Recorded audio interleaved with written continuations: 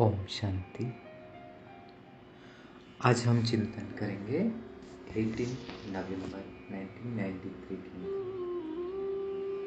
जिसका टाइटल है संगम युग के राज दुलारे सो भविष्य के राज्य अधिकार। अगर इस मुरली को हम अल्टरनेट टाइटल देंगे तो क्या हो सकता है कि स्वराज्य अधिकारी बच्चों की निशानी है। देखिए, बाबा हमारे ग्रेट टीचर है, गुरु भी है। तो उस गुरु के शिक्षा देने का तरीका भी कैसे है। मान लीजिए लौकिक में एक गुरु अपने अनन्य शिष्य को सिखाता है कि उसको ये बनना है, तो शिक्षा देने के साथ साथ तो क्या करता है, उसी को उस ऊंची स्टेज में बिठाता है कि नहीं देखो तुम ऐसे बनने वाले हो। जैसे मान लीजिए हम ले लेंगे चाणक्य और चंद्रगुप्त को। तो चाणक्य ने चंद्रगुप्त को उस सम्राट के रूप में दिखा रहा था कि बोल रहा था तुम ऐसे बनने वाले हो, तो बनने वाले हो तो तुम्हारे अंदर ये गुण होना चाहिए। तो वैसे ही बाबा ने इधर क्या शिक्षा दे रहे हैं कि हम भविष्य के राज्य अधिकारी बनेंगे, लेकिन भविष्य के राज्य अधिकारी बनने के लिए भविष्य राज्य अधिकारी में हम जो जो चीज होंगे, क्या अभी के स्वराज्य अधिकारी में वो चीजें हैं। तो ये सब चीजें बाबा ने इसमें बता दी। और बाबा ने देखिए मुरली की शुरुआत कैसे करते। बाबा कह रहे आज सर्व बच्चों की दिलाराम बाप अपने चारों ओर के सर्व राज दुलार बच्चों को देख रहे, और हर एक बच्चा दिलाराम के दुलार का पात्र है। यह दिव्य दुलार परमात्मा दुलार कोटों में कोई भाग्यवान आत्मा को प्राप्त होता है। तो बाबा ने क्या किया, हमारे सेल्फ एस्टीम को बढ़ाया कि हम ऐसे बनने वाले हैं, बन रहे हैं। इसी ऊंची नजर से हमको देखा और खुद को हम ऊंची नजर से बिठाया। इस सम्मान को और ऊंचा उठाते बाबा करें कि अनेक जन्म हम महान आत्माओं द्वारा दुलार का अनुभव किया, लेकिन इस एक अलौकिक जन्म में परमात्मा प्यार व दुलार का अनुभव कर रहे हैं। तो बाबा करे बाबा का हर एक बच्चा क्या है, राजा बच्चा है, क्योंकि हम राजा योगी है ना, राजा योगी तो नहीं है। इसीलिए बाबा कह रहे राज दुलार अर्थात अब के भी राजे और भविष्य के भी राजे। अभी बाबा धरनी तैयार कर लिया, अभी हमको लेके आ रहे हैं कि हम कैसे स्वराज्य अधिकारी बनने के लिए क्या क्या गुण चाहिए। तो बाबा कंट्रास्ट बता रहे इधर। तो पहले बता रहे कि भविष्य के राज्य की क्या क्या क्या होगी, उसका महिमा क्या है। तो भविष्य राज्य की क्या महिमा करते हैं। फर्स्ट पॉइंट एक राज्य होगा, सेकंड पॉइंट एक धर्म होगा, थर्ड पॉइंट सुख शांति संपत्ति संपन्न राज्य होगा। तो ये तीनों हमारा भविष्य राज्य में होगा। फिर बाबा क्या रहे, इन तीनों पॉइंट को वर्तमान स्वराज्य अधिकारी के साथ कंपेयर कर रहे। बाबा कह रहे स्वराज्य अधिकारी के कारोबार में ये सब बातें हैं। ऐसे अगर हम देखेंगे ना, बाबा का बहुत सारे मुरली चलाए हैं स्वराज्य अधिकारी के ऊपर, लेकिन इधर एक डिफरेंट अप्रोच से बाबा स्वराज्य अधिकारी माना क्या वो बता रहे हैं। तो फर्स्ट पॉइंट आते बाबा कह रहे एक राज्य। तो एक राज्य अर्थात क्या, सदा मुझ आत्मा का राज्य इन कर्मेंद्रियों पर है। बाबा कह रहे चेक करो वो सदा है या कर्मेंद्रिय कभी कभी हमारे ऊपर अधिकारी हो जाते हैं। बाबा करे पर राज्य माना माया का राज्य, तो मतलब हम माया की अधीन बन जाते हैं। और स्वराज्य अर्थात सदा श्रेष्ठ अधिकारी अनुभव करें। बाबा एक एग्जाम्पल दे रहे हैं कि जैसे कोई राजा अन्य राजा के ऊपर अधिकार प्राप्त करता है तो क्या करता है, उसको कैदी बना देता है ना, तो उसका अधीन हो जाते हैं। इसलिए बाबा कह रहे चेक करो हमारे भी एक राज्य है कि बीच बीच में माया अधिकारी बन जाती है हमारे ऊपर। तो चेक करो कि आप स्वराज्य अधिकारी राजाओं को व आपके कोई भी कर्मेंद्र रूपी राज कारभार को परवश तो नहीं बना देती है माया। तो इस चेकिंग के लिए बाबा ने बताया है। फिर बाबा कह रहे हैं कि स्वराज्य अधिकारी का लॉ और ऑर्डर चलता है या बीच बीच में माया का भी ऑर्डर चलता है। तो ये फर्स्ट चेकिंग पॉइंट के लिए बाबा दिया। सेकेंड पॉइंट क्या होगा, भविष्य राज्य में एक धर्म होगा। तो वर्तमान में क्या होगा? बाबा कहते धर्म अर्थात धारणा। तो स्वराज्य का धारणा क्या है? धर्म है पवित्रता। पवित्रता माना मन, वचन, कर्म, संबंध, संपर्क, सब प्रकार की पवित्रता हो, इसको कहा जाता है एक धर्म अर्थात धारणा।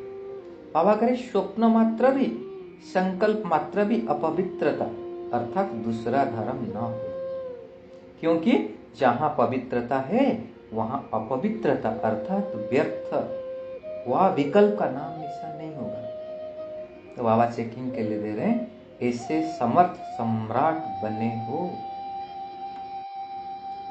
या ढीले ढाले राजे हो, अगर अभी छोटा सा जन्म का राज्य नहीं चला सकते हो तो 21 जन्मों का राज्य अधिकार कैसे प्राप्त करेंगे? तो संस्कार तो अभी भर रहे हैं ना, तो अभी के श्रेष्ठ संस्कार से भविष्य संसार बनेगा। तो इसलिए बाबा कह रहे अभी से एक राज्य एक धर्म के संस्कार भविष्य संसार का फाउंडेशन है। तीसरा पॉइंट क्या था? सुख, शांति और संपत्ति संपन्न राज्य। तो इसमें भी तीन चीजें आ गई ना, सुख, शांति और संपत्ति। तो सुख के लिए बाबा कह रहे सदा हद की प्राप्तियों के आधार पर सुख है, वह आत्मिक अतीन्द्रिय सुख परमात्मा सुखमय राज्य है। साधन व सल्वेशन व प्रशंसा के आधार पर सुख की अनुभूति है या परमात्मा आधार पर अतीन्द्रिय सुखमय राज्य है? चेक करो बाबा। ये था सुख के लिए। शांति के लिए क्या करे बाबा? अखंड शांति, अर्थात किसी भी प्रकार की अशांति की परिस्थिति अखंड शांति को खंडित तो नहीं करती। चेक कर, अशांति का तूफान चाहे छोटा हो चाहे बड़ा हो, लेकिन स्वराज्य अधिकारी के लिए तूफान अनुभवी बनाने की उड़ती कला का तोहफा बन जाए, लिफ्ट की गिफ्ट बन जाए, इसी को कहा जाता है अखंड शांति। कितना सुंदर डेफिनेशन बताया बाबा अखंड शांति का। हमारे पास तूफान आए, तोहफा बन जाए, उड़ती कला का साधन बन जाए, लिफ्ट की गिफ्ट बन जाए। तो बाबा करे ऐसे अखंड शांतिमय स्वराज्य है। चेक कर। तीसरा पॉइंट क्या था? संपत्ति, अर्थात स्वराज्य की संपत्ति ज्ञान, गुण और शक्तियां हैं। तो इन सर्व संपत्तियों से संपन्न स्वराज्य अधिकारी हैं। संपन्नता के निशानी क्या है? संपन्नता अर्थात सदा संतुष्टता, माना अप्राप्ति का नाम निशान नहीं। हद के इच्छाओं को अविद्या, इसी को कहा जाता है संपत्तिवान। मतलब हद का कोई इच्छा का हमको नॉलेज भी ना हो। और राजा का अर्थ ही है दाता। अगर हद की इच्छा व प्राप्ति की उत्पत्ति है तो वो राजा के बजाय मांगता बन जाता है। इसलिए बाबा कह रहे चेक करो कि स्वराज्य अधिकारी को अच्छी तरह से चेक करो कि मेरा स्वराज्य एक राज्य एक धर्म और सुख शांति संपन्न बना है कि अभी तक बन रहे हैं। तो बाबा ऐसे